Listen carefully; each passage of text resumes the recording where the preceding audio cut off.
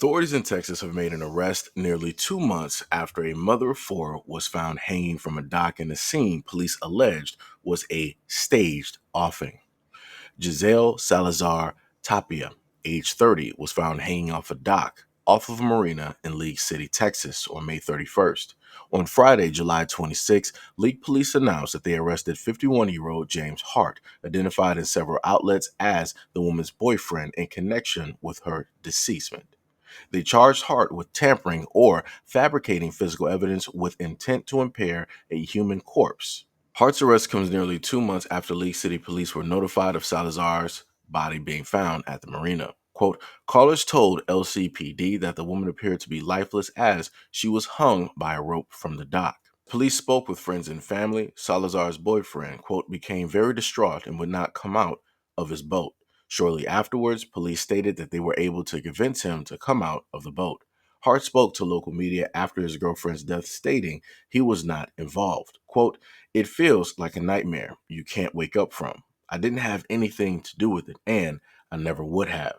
He also stated that they were together 24/7 and that he wanted justice for Miss Salazar and for himself.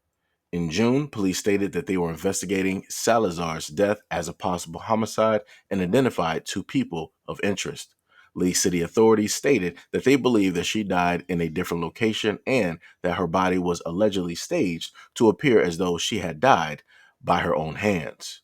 Her body was partially submerged in water with her arms suspended up in the air with nothing holding it there. Believe that she probably passed away with her arm extended up above her head like that, and then rigor mortis has set in prior to her being placed like that.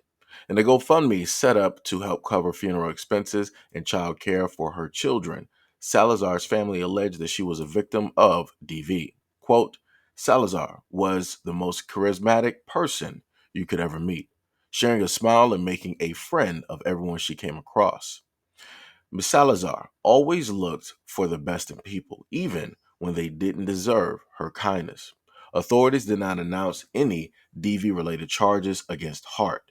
League City police also stated that officers had been called several times in the past regarding disturbances involving Salazar. It wasn't immediately clear if Hart had entered a plea or retained an attorney to speak on his behalf. Just want to give my condolences to the Salazar family. Again, as I've stated in previous instances such as these are things that just should not happen at all. And these are some of the main reasons that I have advocated throughout the time on my platform over the years for women to go out there and get their license to carry. Now, again, I want to state that I've had naysayers before that wanted to try to state that, oh, the moment in time, if women decide to get their license to carry, then there's going to be a lot of incidences that are going to take place and yada yada yada. But 9 times out of 10, when you look at the instances that take place when it deals with DV, it ends up being a man going directly after a woman and doing things like this.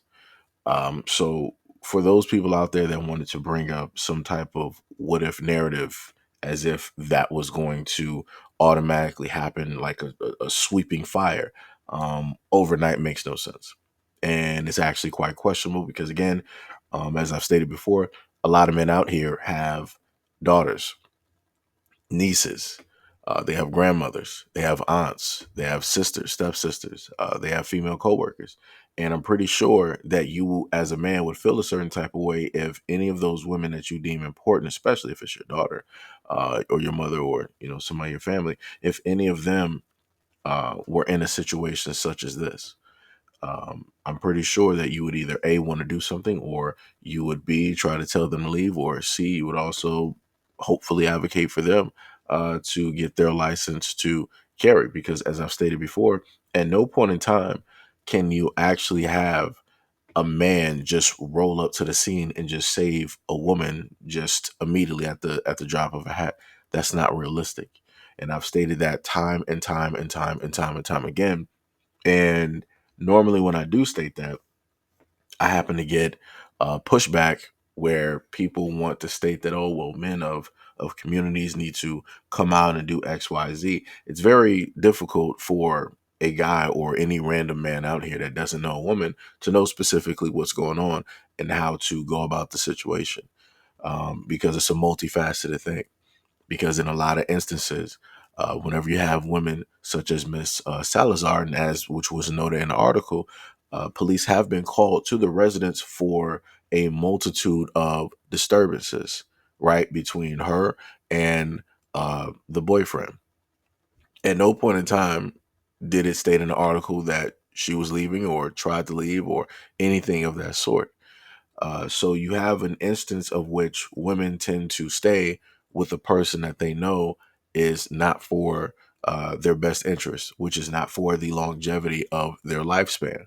So if you have a man that actually cares and that wants to come in and intervene, 9 times out of 10, if a man does intervene and he loses his life trying to defend a woman that's in the situation, that woman 9 times out of 10 is going to go back with the person that put them in the same instance that they're already in, that somebody just tried to risk their life and lost their life to save them directly from. So this is why I, as a man, have advocated for women to learn self-defense, to go out there and get their license to carry, so that we know who is specifically in the situation and how the situation is going to go, right? Again, a loss of life is not needed. A whole nother family does not need to lose a life when it deals with these situations. So again, my condolences to the family, and my one main hope of doing, these stories over the years is that women would actually take heed and pay attention, and they would go out there and get their license to carry, because as I stated before, it would very much hurt to have to find out or do a story about somebody that I knew of, or somebody that's a part of the platform, and something like this happens. I would have rather it not. So hopefully, for any women out there listening, go out there and get your license to carry. Go out there and get self-defense training. And I've heard before a lot of women telling, but oh well, in my state, you can't sit up there and have a weapon. That's cool. You can still go out there and get training. You can still go out there and get training. You can still go out there and get training. You can still go out there and get training. And if you can't get training there, take a vacation and go to another state and spend some time going to get training. Just do that. And also get some training in self-defense, hand-to-hand combat. Like I said, I would rather do stories where I know that the woman fought. She did everything that she could. She was at least prepared as much as she could, and she just needed a little bit more. So again, my condolences to the Salazar family, and I'm happy that you guys are getting the justice that you deserve.